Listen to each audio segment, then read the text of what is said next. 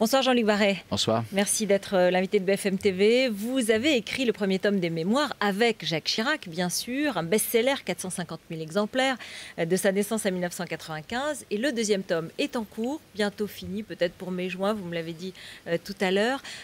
Évidemment, on a plein de questions à vous poser, parce qu'aujourd'hui, on se pose beaucoup de questions autour de l'ancien président qu'on a vu, donc tout à l'heure, en exclusivité sur BFM TV, très espiègle, comme je le disais.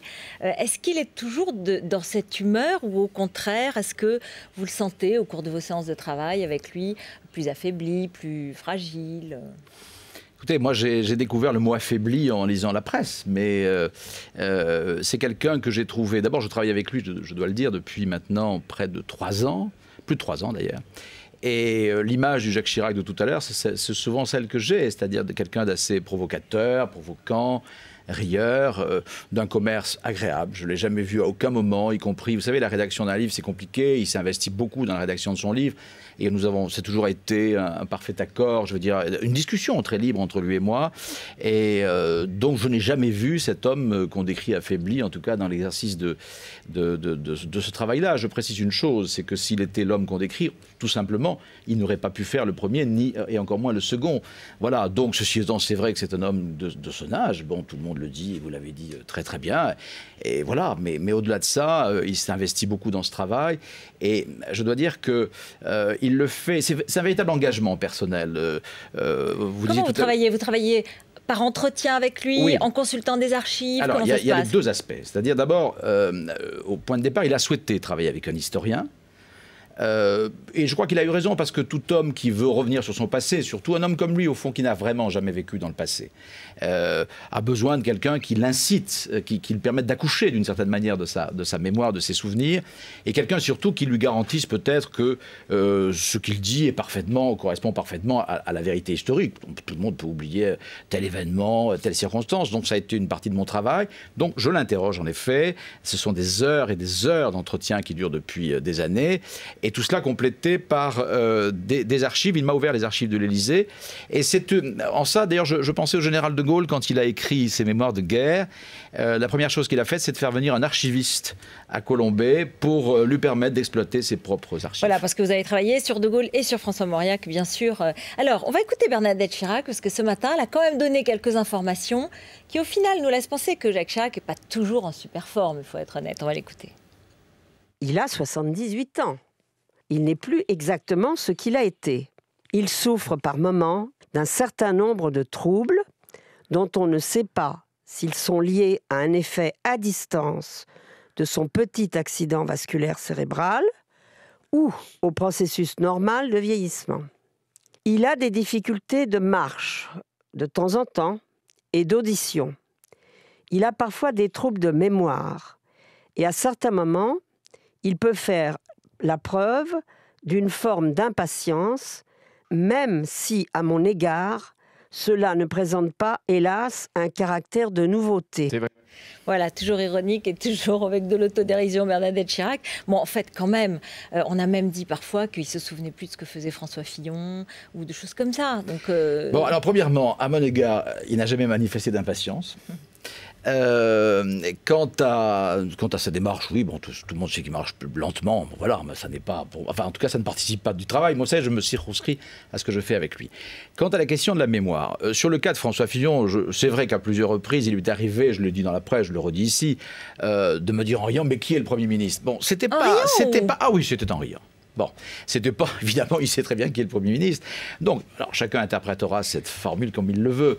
Quant à la question de la mémoire, encore une fois, je redis une chose importante le concernant, et c'est la vérité, c'est que ça n'est pas un homme qui a vécu dans le culte de sa mémoire. François Mitterrand ou De Gaulle sont des hommes qui, au fond, toute leur vie, ont préparé leur mémoire. Ils se voyaient comme des personnages historiques, ils préparaient les mémoires comme la fin, finalement, la conclusion de leur vie. Ce n'est pas le cas de Jacques Chirac.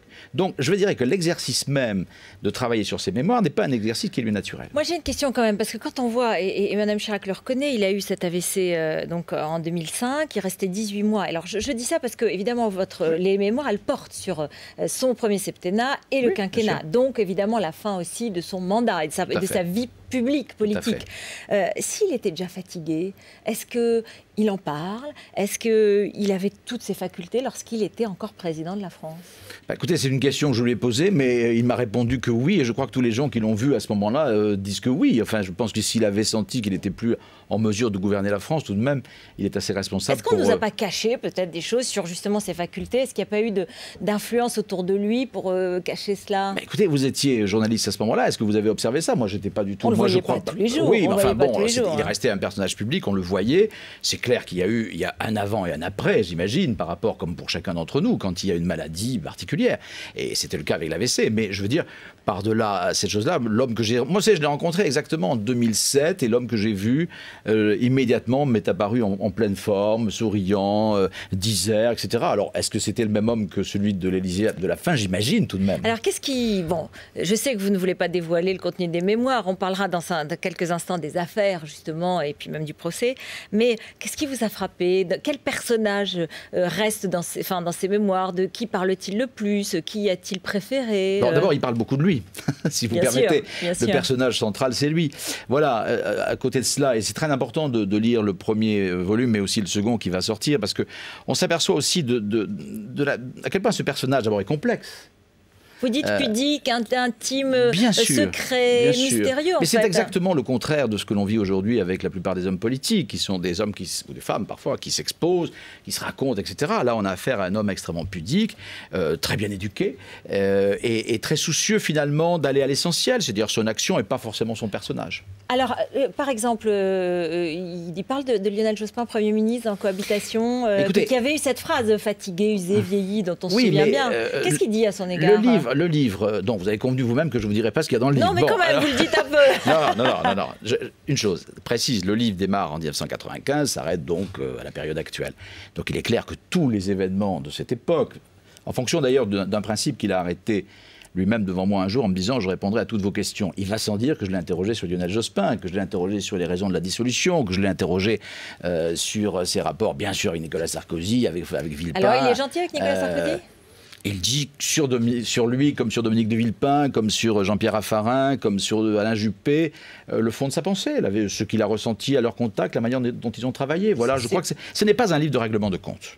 Alors, je vais peut-être vous décevoir, mais ça n'est pas un livre... D'ailleurs, le premier volume non plus n'était pas un livre de règlement de compte. Mais ceci dit, il a dit sa vérité très clairement, la vérité sur ses rapports avec Giscard, par exemple. Bon, voilà, je dirais que tout ça fait partie d'une démarche.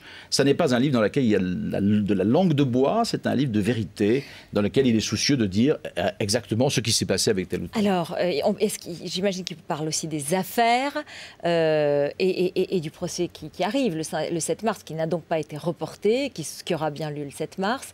En un mot, comment l'évoque-t-il? Écoutez, d'abord... précisément parce qu'il est le soucieux de tout dire, les affaires font partie naturellement, c'est un chapitre du livre dans lequel on parlera de ce qui s'est passé depuis la mairie de Paris. Depuis la mairie de Paris, qui sont des affaires qui ont évidemment un peu compté dans l'histoire de ces deux mandats, qui ont empoisonné parfois, j'imagine, sa vie. C'est pas agréable d'avoir ce genre de problème. La question, c'est de savoir... pourquoi, d'où viennent ces affaires, quelle est l'origine de ces affaires. Voilà, c'est ce qu'il faut. Exactement. Je crois que ça, c'est normal qu'il se prononce là-dessus, et il le fait. Alors, j'ai rencontré son avocat, Maître Jean Veil, et avec lui, j'ai parlé un peu du déroulement du procès, parce qu'on se demandait un peu comment ça allait se passer, étant donné peut-être, et son état de santé, puis évidemment son absence d'envie d'y participer, ce qui est tout à fait logique et peut-être compréhensible. On écoute Maître Jean Veil. À l'audience, on fait parler sans pas, donc c'est pas lui qui plaide, c'est moi qui serai debout, et lui sera simplement debout pour répondre aux questions des magistrats. Par conséquent, la question ne se pose pas, et pour travailler, il est parfaitement clair, et vous savez, il arrive même à Jacques Chirac de ne pas être d'accord avec moi sur la ligne de défense, et par conséquent de le dire avec beaucoup de netteté, de clarté, et je n'ai pas trouvé de difficulté à travailler avec. Concrètement, qu'est-ce que vous pensez de tout ce qui est sorti autour de l'état de santé du président Chirac depuis 24 heures? Je trouve ça répugnant. Je trouve que on ne spécule pas sur les maladies, qu'il s'agisse du cancer, des problèmes de vieillissement ou autres. Simplement d'aborder les problèmes de la santé de quelqu'un directement dans les journaux, alors qu'il n'est plus un président de la République, c'est-à-dire qu'il n'est pas en fonction et qu'une éventuelle maladie, si elle existait, ne met pas en péril les affaires de la France, je trouve que ça ne regarde personne. Mais depuis justement la sortie de l'article dans le JDD hier, est-ce qu'il a évoqué les commentaires autour de sa santé ? Pas avec moi, mais avec vos confrères, je crois, de votre chaîne de télévision. Il les a vus ce matin, il l'attendait au pied de chez lui. Et ils ont été, je crois, assez frappés de voir un homme bon pied, bon oeil, plaisantant et plutôt attentif à leur santé à eux qu'à la sienne, puisqu'il leur a dit devriez rentrer, il fait très froid. Et lui, il s'est dépêché de monter dans sa voiture. Mais est-ce qu'il est tous les jours comme ça ? Mais oui, absolument. 5 semaines de procès, 3 demi-journées par semaine, c'est ça, Oui. Ça veut dire un engagement 15 fort. audiences. Oui, mais enfin, il ne sera pas seul. Hein. Il y a d'autres prévenus, il y aura les témoins. Il ne va pas être sur la scène pendant les 15 audiences. Donc, je pense que ça ne sera pas extraordinairement fatigant pour lui. C'est une situation qui est normale.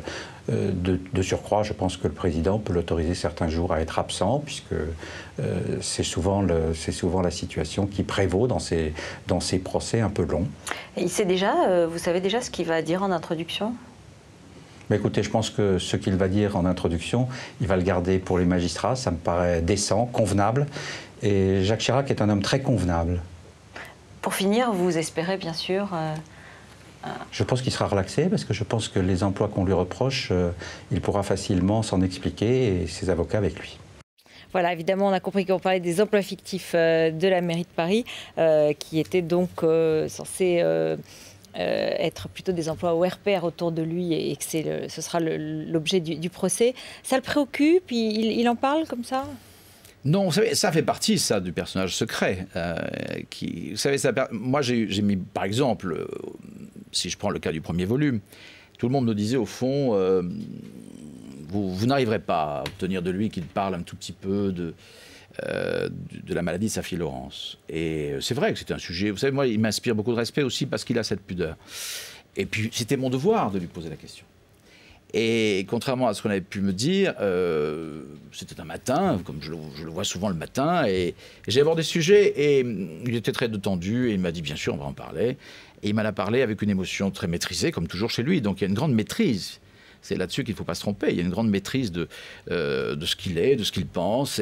Et donc il m'a parlé avec beaucoup de sensibilité de Laurence, comme je crois qu'il ne l'avait jamais fait auparavant. Alors, pour les affaires, j'allais dire, c'est presque la même chose. Il a tendance à rester discret sur ce qu'il peut ressentir. Si je devais livrer mon sentiment personnel, parce que je n'imagine pas une seconde que ça lui fasse plaisir, mais ni même que ça soit quelque chose évidemment, qui de près ou de loin lui paraisse d'ailleurs justifié. Parce que je trouve ça un peu franchement, comme le disait Jean Veil, assez exagéré à tout point de vue. Mais enfin, peu importe, c'est la justice, je ne vais pas me mêler de ça. En tout cas, elle se déroulera normalement, puisqu'à partir du 7 mars, sans doute, ce procès de Jacques Chirac se déroulera. Merci beaucoup, Jean-Luc Barré.